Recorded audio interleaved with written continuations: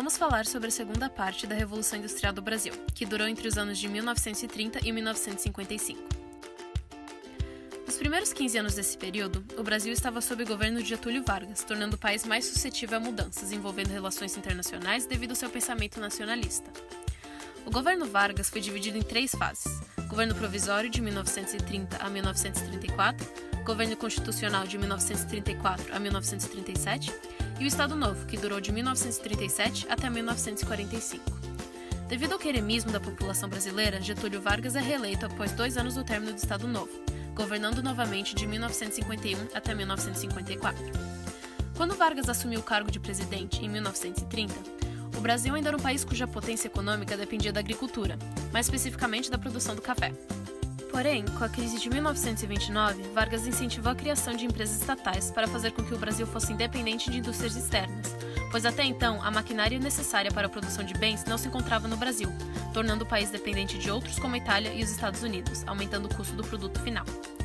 Outra razão por qual Vargas queria com que seu país fosse mais independente foi o consumo do café brasileiro.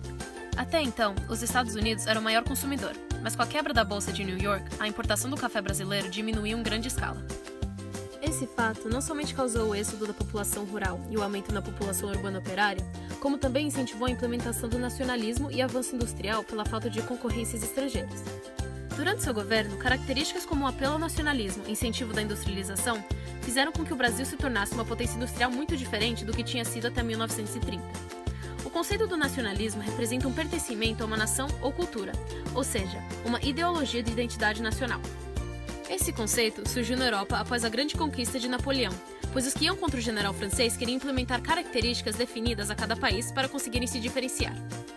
Foi então, durante o período da segunda fase da industrialização, que as primeiras estatais foram introduzidas ao Brasil, a partir de 1940. Entre elas, a Companhia Siderúrgica Nacional, no sul do estado do Rio de Janeiro, que fornecia matérias-primas para o desenvolvimento da industrialização, e a Companhia do Vale do Rio Doce, em Minas Gerais, que trabalhava na área de mineração. Mas por quê? Tais estatais foram estabelecidas para ajudar na mineração, energia e no campo siderúrgico, para incentivar e estabelecer a produção de materiais não reutilizáveis, sem intervenção de outros países. Também, com a mudança da base econômica do local, ferrovias anteriormente designadas ao transporte cafeeiro passaram a fornecer as necessidades industriais. A Revolução Industrial trouxe várias consequências para o Brasil. Em geral, teve um efeito positivo no país, causando uma série de mudanças no aspecto econômico do Brasil, como a diminuição de produtos importados, o aumento da produção de bens de menor custo, barateando o preço final dos tais produzidos, melhoria da geração de empregos na indústria e, por fim, avanços nas áreas de transporte, iluminação urbana e infraestrutura. Porém, também gerou aspectos negativos. A Revolução Industrial trouxe o aumento da poluição do ar e dos rios, um crescimento desordenado dos centros urbanos com êxodo rural e uso de mão de obra infantil. A Segunda Guerra Mundial, de 1939 a 1945, trouxe alguns problemas ao desenvolvimento do Brasil.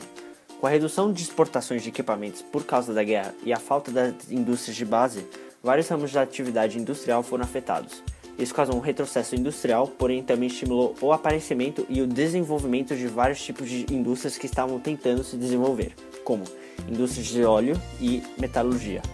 A guerra trouxe também dificuldades de importação de matérias-primas, que acabou estimulando um processo chamado substituição de importações, ou seja, dando lugar à produção de matérias-primas nacionais. Por resultado da Segunda Guerra Mundial, a produção industrial cresceu 6,2%. Após o término da Segunda Guerra Mundial, a Era Vargas chegou a um fim após 15 anos, e Gaspar Dutra entrou como novo presidente da República. Durante este período governado por Gaspar Dutra, o Brasil dispunha de grandes reservas de moeda estrangeira, pois o número de exportações supera o número de importações brasileiras. Dito isso, vários setores foram reequipados e cresceram. Contudo, após a Segunda Guerra Mundial, a produção industrial cresceu para 8,9%. A volta de Getúlio Vargas em 1951 trouxe projetos que contribuíram para o desenvolvimento no capitalismo do Estado.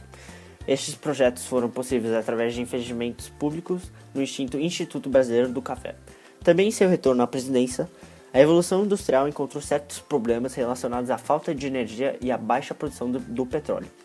Para resolver tais problemas, o governo de Getúlio Vargas criou a Companhia Hidrelétrica do São Francisco, a Usina Hidrelétrica de Paulo Afonso e a Petrobras, que forneciam a quantia necessária de energia e petróleo para o país.